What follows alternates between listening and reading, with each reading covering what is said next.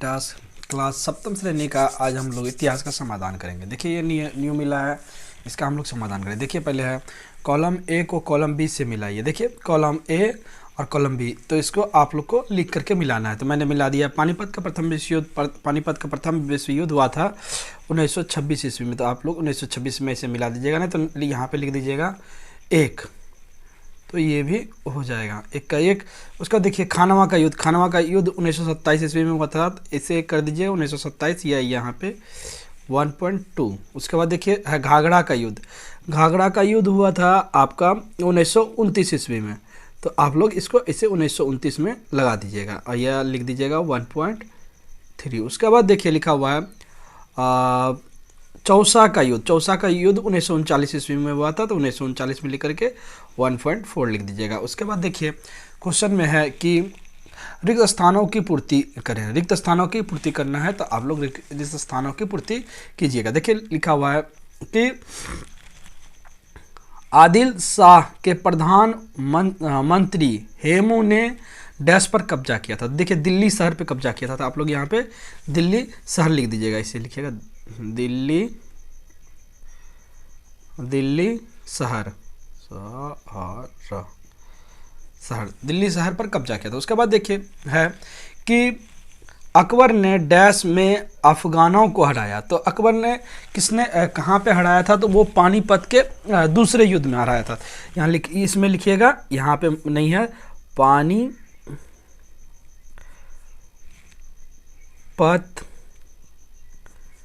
के दूसरे युद्ध।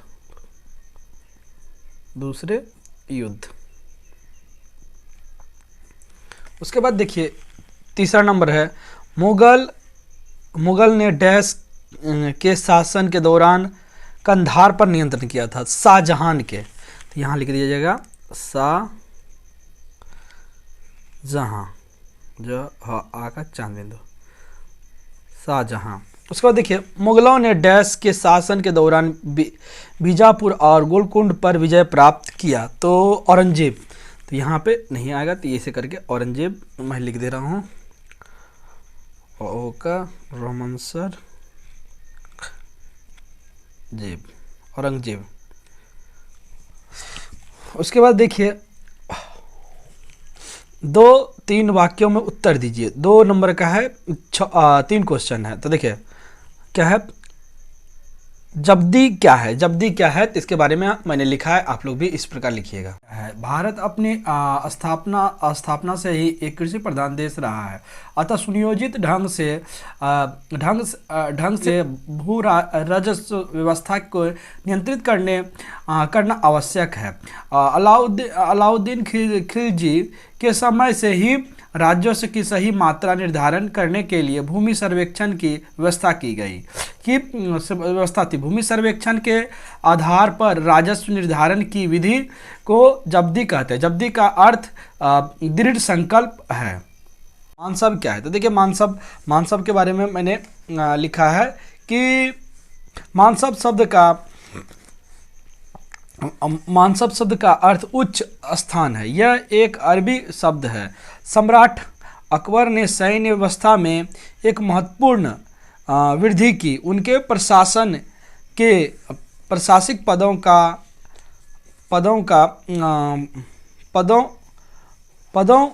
को मंसबल कहा जाता था। उसके बाद देखिए क्वेश्चन नंबर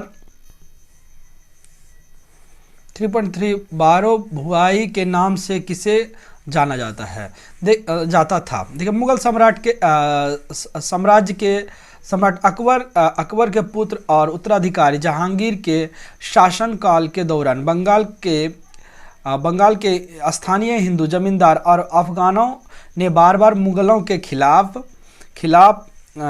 विद्रोह किया। इन विद्रोह को एक साथ बारो भुइया के नाम से जाना जाता था। तो इसमें देखिए क्या हुआ था, इनमें प्रतापदित्य, चांद राय, केदार राय, ईसा खान उल्लेखनीय है।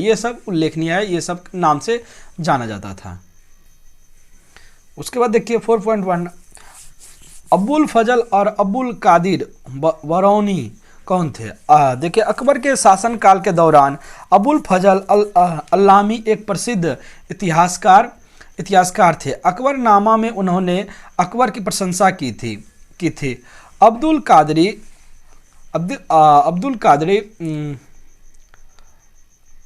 बरौनी के किताब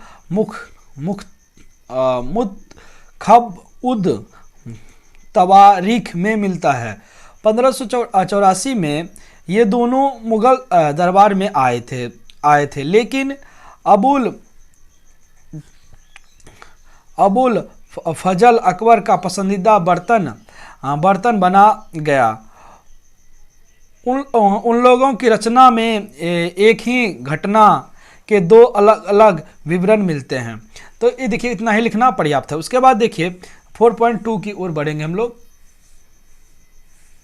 देखिए 4.2, क्या आपको लगता है कि राजपूत नीति के द्वारा मुगलों ने भारतीय शासकों को मुगल प्रशासन में शामिल कर लिया था? देखिए, ये लिखना बहुत ही ईजी है। उत्तर भारत में राजपूतों का प्रभुत्व था। जब मुगल साम्राज्य ने धीरे धीरे भारत में अपना शासन फैलाया तो मुगल बादशाह हुमायूं ने महसूस किया कि अपने लक्ष्य को प्राप्त करने के लिए उन्हें राजपूतों के साथ अच्छा संबंध बनाए रखना होगा।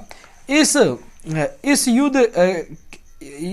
उद्देश्य के लिए अकबर ने गठबंधन और युद्ध की रणनीति की मदद से राजपूतों को वंशधारी प्रणाली में लाया। उसके बाद देखिए लिखा हुआ है कि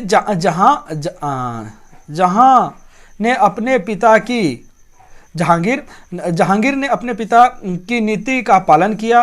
उसके शासन काल के दौरान मेवाड़ में मुगलों का अधिकार स्थापित हो गया था।